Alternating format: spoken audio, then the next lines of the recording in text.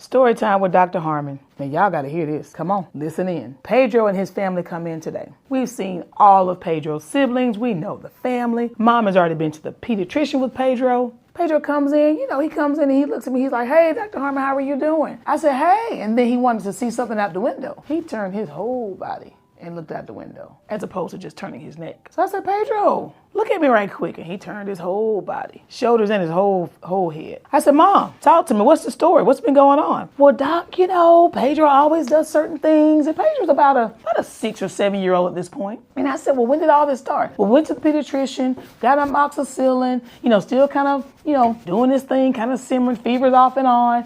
They changed it to clindamycin 2 days ago. And then, Doc, he just started turning his whole body, and now he has this neck mass, this swelling in his neck." And I said, "Well, let me just lean in and see what the what." So me and Pedro, we got a little vibe going together. So he's not scared of me. And no doubt his neck is hurting, but he's okay with me touching his neck. He's got about a 4 centimeter, what I'm assuming is an abscess, because it's a little bit red. It's tender. And then I said, "Pedro, look at my fingers. What am I doing behind you right here?" And again, their whole body turned around. What do y'all think is wrong with Pedro? Pedro's got an abscess, a neck abscess. Pedro is now going over to the ER. We have failed outpatient management. We have failed two rounds of antibiotics. We are on the way to the ER. We need IV antibiotics. We need an ultrasound, may need a scan, and I'm pretty sure, based on what I'm feeling, we're gonna see Pedro in the operating room. Luckily, he hadn't had anything to eat, so he'll go today.